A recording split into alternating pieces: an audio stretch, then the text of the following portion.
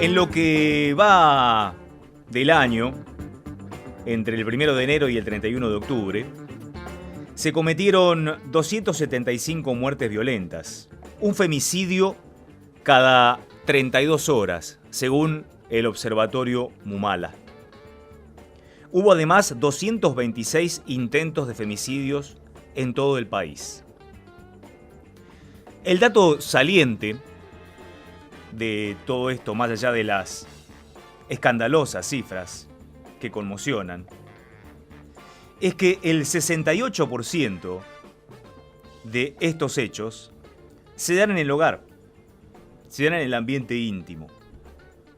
Entonces, la pregunta es, más allá de las políticas, las intenciones, por supuesto, del Estado, de tomar cartas en el asunto respecto de estas estadísticas dantescas que tenemos en la Argentina, ¿hasta dónde pueden llegar esas políticas justamente para prevenir la violencia de género en alza cuando se dan en el seno del hogar, en lo más íntimo? ¿Hasta dónde puede llegar el Estado? Se lo vamos a preguntar justamente a Estela Díaz, que es la ministra de las Mujeres, Políticas de Género y Diversidad Sexual de la provincia de Buenos Aires. Hola Estela, ¿cómo le va? Buen día, Gabriel Prosperi la saluda. Hola Gabriel, buen día. Ya está hecha la consulta entonces. ¿Hasta dónde se puede llegar con estos números que nos escandalizan, que nos someten a un dolor muy intenso? Mira, vos das datos, bueno, significativos en torno a lo que ha estado pasando en los últimos años, las medidas y los últimos meses.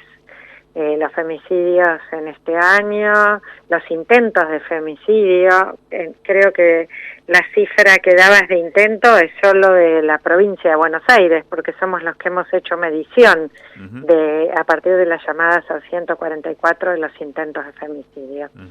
Pero hay algo con lo que convivimos en el tema de violencia de género que fue una batalla, te diría, del orden de lo cultural, que fue decir, por más que ocurra en el ámbito de lo doméstico, es una violación a los derechos humanos, es un problema de política pública, de legislación y de intervenciones que se deben hacer desde el Estado para prevenir, para sancionar, para atender, para erradicar la violencia de género. Ese es el gran desafío. Y claro que tiene mucha complejidad, porque están en el medio las relaciones interpersonales, está en el medio los factores culturales que llevan al agresor, en la mayoría de los casos que hablamos, es un varón, pareja de una mujer, que la cree su propiedad y que el dominio y el control y el ejercicio de poderes a través del uso de la violencia, el extremo de eso es el femicidio. Pero en el medio tenés una cantidad de graduaciones de violencias y de tipos de violencias enormes. Entonces, bueno, tenemos que intervenir en esa realidad con un conjunto de políticas, de programas, de transformaciones que es importante mirarlas, que incluso van mucho más allá de la atención del hecho puntual, porque para prevenir tenés que trabajar en otros cambios que son los que favorecen esas violencias, ¿no? Todos fuimos testigos, seguramente usted también, Estela, de un ataque casi filmado por las cámaras, se pudo replicar la semana pasada a través de los medios masivos, un ataque de tantos que hay en el día, uno cada 32 horas, decían estas estadísticas, y fue el de la profesora de danza Julieta Antón el otro día. Julieta había ya recibido anteriormente el acoso de este sujeto que la atacó físicamente allí, en el propio lugar de trabajo de Julieta. ¿Hasta dónde puede prevenirse la agresión física como la que observamos cuando personas como Julieta reciben esos indicios a través de mensajes, redes sociales, llamados constantes de alguien que la acosa, como usted dice, que la siente propia, que la quiere poseer? Bueno, el tema es no minimizar, porque me parece que frente a lo que estamos es que había indicios. Nosotros nos preocupa un dato muy fuerte con el tema de femicidio, que en casi el 80% no sé si no quiero equivocarme en las cifras que te doy, pero un porcentaje muy elevado, mucho más de la mitad, nunca hubo denuncia previa. O sea que quiere decir que ni siquiera se recurrió al Estado, no se hizo denuncia en algún ámbito, o sea que la peligrosidad que había y el riesgo de vida que ya está latente previamente, no hubo alertas para actuar.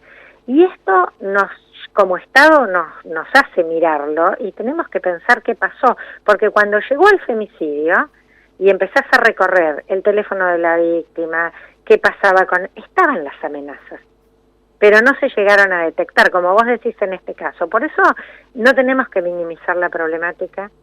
Todas y todos tenemos la responsabilidad de estar alerta, acompañar, dar el aviso. Quienes saben que hay una situación de violencia y aunque la persona no haya denunciado, nuestra legislación permite que se haga denuncia con protección de identidad en estas situaciones. Pero me parece que no alcanza solo con eso, porque nosotros decimos, bueno, hay otros casos en los que te dicen, sí, denuncié, tuve medida de protección, no respetó la medida de protección. Por eso nosotras lo que hicimos, lo que estamos haciendo desde que llegamos, incluso a pesar de que, bueno, el contexto de pandemia nos colocó, por supuesto, ¿no?, la prioridad en la atención remota al principio, en la articulación con los municipios. Lo que estamos haciendo es planteando que nosotros tenemos que mirar la integralidad de la problemática.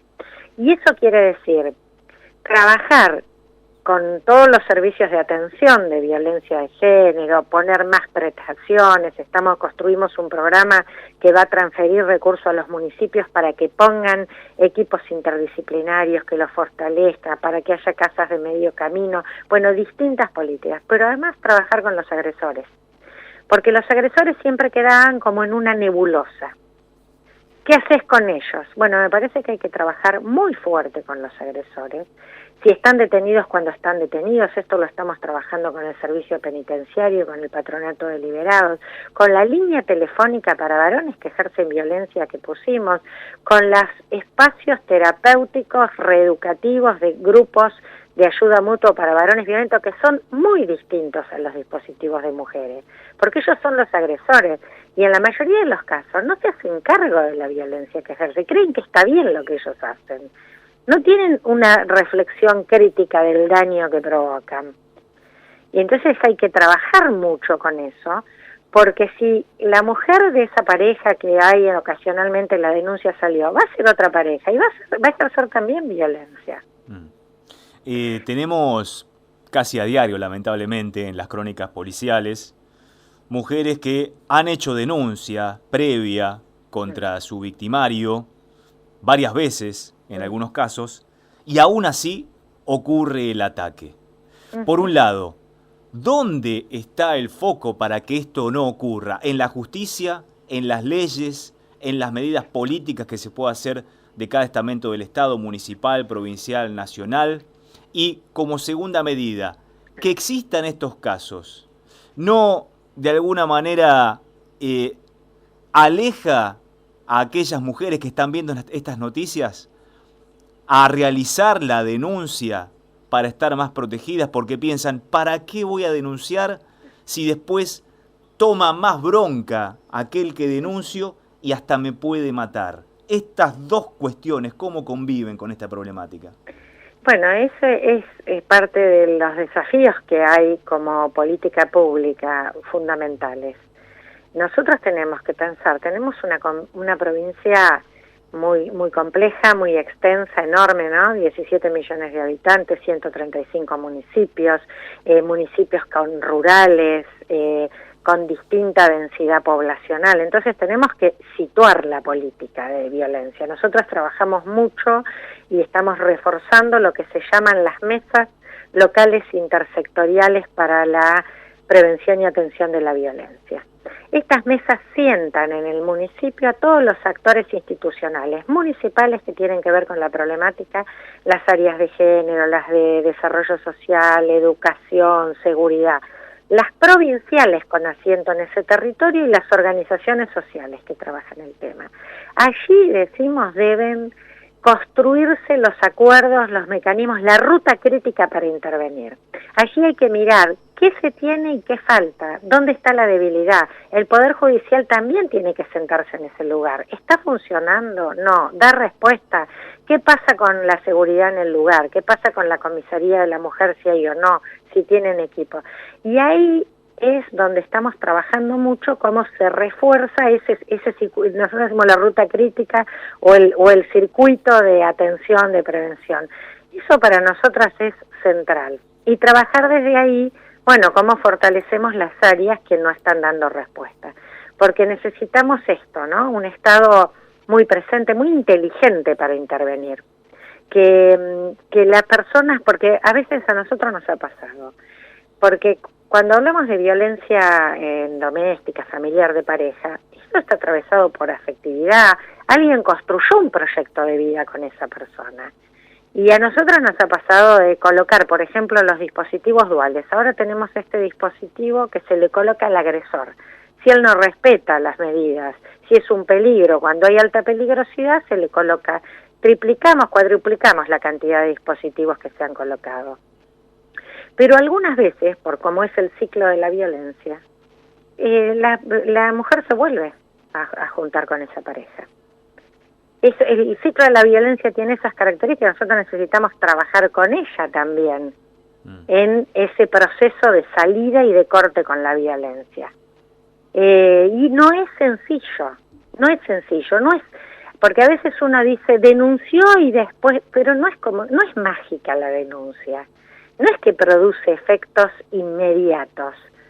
Entonces hay que intervenir con toda la responsabilidad y con todas las herramientas para poner todas las condiciones para que no se desaliente a la denuncia, para acompañar a la mujer en el proceso de la salida de la violencia y para intervenir frente al agresor para que cese con la violencia. Claro, porque la denuncia si no se convierte en una sumatoria de estadística y no en un método preventivo. Tiene que convertirse en un método preventivo en la práctica. Exactamente. Y además lo otro que también nosotros estamos trabajando, hemos rediseñado todo el sistema provincial de atención, es que se trabaje en todas las modalidades de la violencia. Y esto lo estamos abordando con todos los ministerios, porque nosotros tenemos violencia mediática, violencia institucional, violencia obstétrica o en el sistema de salud, violencia. Entonces, estamos haciendo programas, la violencia política, programas para que trabajemos integralmente, porque muchas de esas otras violencias también son favorecedoras de la violencia doméstica familiar. El contexto de machismo patriarcal, de que se banque el acoso callejero a las mujeres, de tratar a las mujeres como un objeto, muchas veces no pasa en muchos programas en la televisión. Son favorecedores de esos contextos. Entonces nosotros necesitamos promover planificación como para abordar todas las modalidades de la violencia, para construir una sociedad que no la tolere en ningún plano.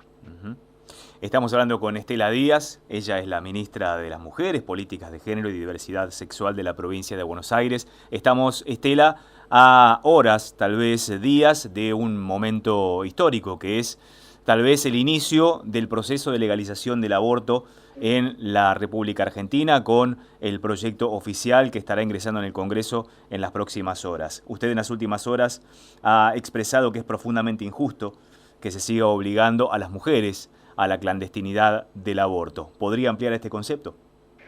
Sí, la verdad que el aborto, la interrupción del embarazo es una práctica con la que histórica y socialmente han convivido todas las sociedades. Y que siga siendo ilegal, que siga siendo clandestino, la verdad que lo único que replica es desigualdad, es prejuicio y además muestra una ineficacia total, porque no disuade a las mujeres cuando han decidido interrumpir un embarazo de interrumpirlo. A tal punto es evidente que hasta ponen en riesgo su vida y su salud. Vemos las cifras últimas del Ministerio de Salud de la Nación, hay alrededor de 40.000 internaciones en el país por complicaciones por abortos clandestinos inseguros. Y eso es costosísimo para el sistema de salud porque supone terapias intensivas, intervenciones complejas, pero además es costosísimo en la salud y la vida de las mujeres. La verdad que hay que terminar con esto. Esto es una rémora de esas que nos quedaron patriarcales todavía en nuestra legislación, que así como se fue mejorando en los temas de, qué sé yo, del divorcio, en los temas del matrimonio igualitario, y nos hizo mejor como sociedad. Y creo que claramente que se despenalice y legalice el aborto también nos va a hacer mejor como sociedad y nos va a permitir al Estado dar acceso a la salud, intervenir y garantizar las decisiones que las personas tomen conscientemente. La que decida continuar el embarazo, que lo continúe, pero que la que decida interrumpirlo lo pueda hacer en condiciones seguras. Estela Díaz, muchas gracias por estos minutos en Próspera Mañana y en Radio del Aire. Bueno, buenos días. Gracias a ustedes.